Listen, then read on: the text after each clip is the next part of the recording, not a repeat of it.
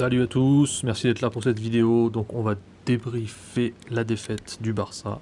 Mais après un deuxième visionnage du match ce matin, très honnêtement, la défaite, elle est logique. L'Atlético est clairement au-dessus, ils ont parfaitement joué. C'est d'ailleurs la première fois cette saison que le Barça tombe sur un meilleur adversaire que lui dans le jeu. Contre le Real, on perd, mais dans le jeu, on fait jeu égal. Et ce qu'on constate en fait sur ce match, c'est que l'Atlético a parfaitement exploité nos failles, les failles que je décris dans les vidéos depuis plusieurs semaines déjà. D'un côté, ils ont parfaitement fermé les espaces quand on essaye de construire du jeu, et vu qu'on est incapable de déséquilibrer des blocs compacts, comme je vous le dis depuis plusieurs semaines, donc on n'a rien produit, ou presque. Et comme on est aussi très mauvais tactiquement dans le pressing, ils ont parfaitement su contourner et battre notre pressing. C'est d'ailleurs hallucinant ce qu'on a vu sur certains moments, on va le voir tout à l'heure sur les séquences détaillées. Le problème, c'est que sur ces points faibles-là, qu'on pointe du doigt depuis des semaines déjà, le Barça ne progresse pas. Il n'y a pas d'avancée. Et ça, c'est inquiétant. C'est pas le classement de la Liga qui est inquiétant.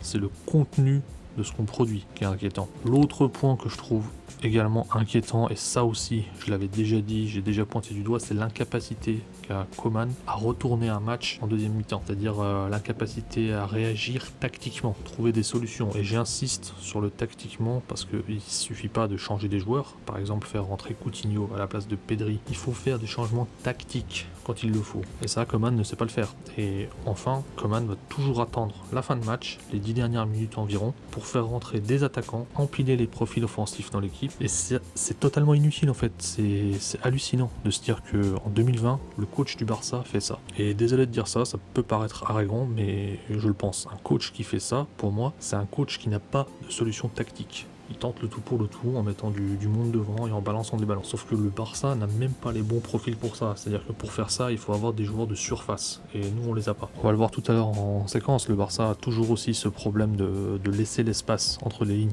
vides. Et ça, c'est tout le match quasiment. Et en fin de match, Koeman, au lieu de venir combler cet espace, du coup au lieu de rajouter un joueur qui va venir entre les lignes, il va retirer des joueurs et donc créer encore plus de gouffres et donc avoir encore moins de construction. Ensuite évidemment ce qu'on va retenir de ce match aussi, c'est les blessures qui s'enchaînent. Terrible blessure pour Piqué, il est touché je crois au ligament interne du genou, il va être absent plusieurs mois, on n'a pas la durée officielle pour l'instant. Roberto aussi, il s'est blessé au quadriceps je crois, et il va louper 2 mois de compétition si j'ai bien compris. Busquets est blessé, je crois une dizaine de jours, et Araujo aussi est blessé, lui je sais pas combien de temps, donc tout ça va forcer sûrement Koeman à jouer autrement, et j'espère qu'il fera les bons choix. En tout cas, on a vu que Frenkie de Jong il a fait une très bonne fin de match quand il est passé défenseur central, il a tenu son rang. Voilà, je pense qu'il faut lui faire confiance sur ce poste-là, il n'y aura pas de souci. Pour le milieu, j'espère qu'il va enfin faire évoluer sa tactique parce que c'est plus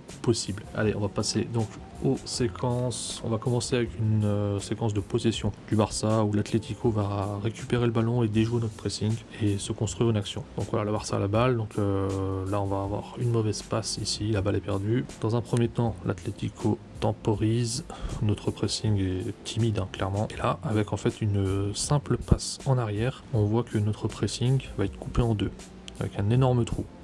Et en fait ça c'est terrible, c'est de l'amateurisme. Nos joueurs vont dépenser de l'énergie pour rien, parce que là la deuxième ligne de pressing n'a pas suivi, et du coup une simple passe va casser notre première ligne et le joueur a le temps de contrôler, se retourner tranquillement. Et là je fais une parenthèse, si vous comparez cette séquence de pressing avec les équipes qui viennent nous presser nous, lorsque notre pivot, que ce soit Busquets ou Frenkie, a la balle, il est tout de suite marqué par un joueur qui vient le presser. Il n'a pas le temps de se retourner, de jouer. On vient à la séquence, donc la suite c'est pas mieux, les joueurs de l'Atlético ont même pas besoin de bouger, ils vont progresser avec des simples passes, sans bouger.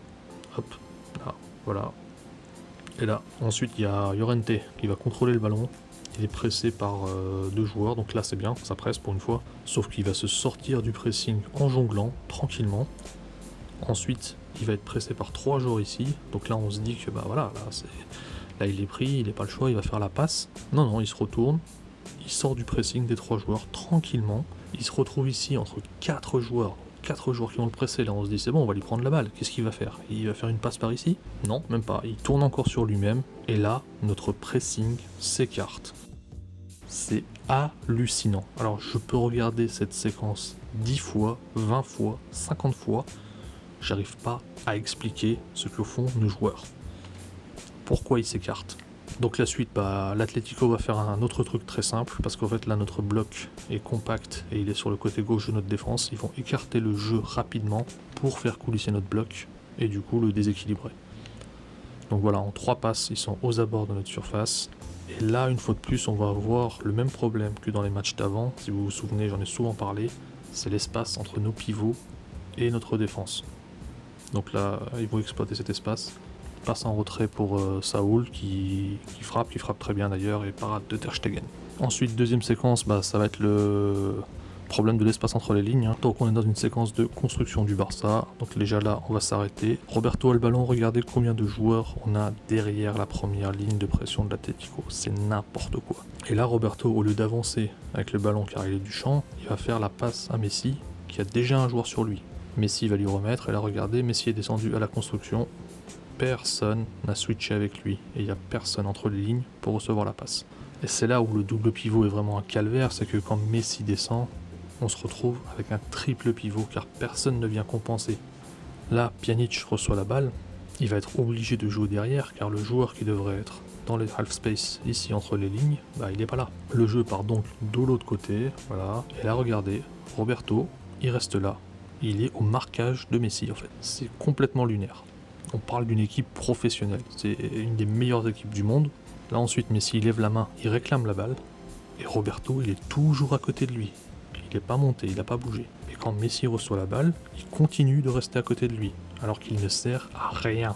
Donc Messi avance, il joue avec Dembélé, voilà. Puis il continue sa course. Roberto lui s'est placé derrière du coup cette fois pour donner une solution à Dembélé. Et regardez qui c'est qui va venir marcher sur Messi, c'est Pjanic cette fois-ci. Il est au marquage de Messi. C'est ridicule, voilà, là il vient de faire contrôle pour la donner à Messi qui est à côté de lui. Et regardez, une fois de plus, personne entre les lignes. C'est Griezmann qui va devoir faire l'appel ici. Mais ça, vu qu'il est l'attaquant, le défenseur central, il peut le suivre tranquillement et rester au marquage. Et derrière, l'Atlético récupère le ballon. Voilà, c'est tout pour les séquences de ce match. Je ne vais pas plus approfondir parce que de toute façon, le reste du match, c'est beaucoup des points qu'on a déjà abordés dans les vidéos d'avant. Donc ce qu'on en tire, c'est que clairement, là, il n'y a pas de progrès. On a une équipe qui stagne tactiquement. Je pense que vous l'avez vu au fil des débriefs qu'on fait après chaque match. Je veux bien qu'on me dise que l'équipe travaille, d'accord ? Mais il faut qu'on m'explique exactement ce qu'il travaille et sur quels aspects du jeu il progresse. Donc le prochain match, c'est contre le Dynamo Kiev mardi soir, c'est la Champions League, on l'a vu, c'est une équipe joueuse honnêtement, donc a priori ça devrait être un match beaucoup plus ouvert et plus spectaculaire que ce qu'on a vu hier soir. Et évidemment on l'espère avec une victoire du Barça. En attendant, prenez soin de vous, ciao.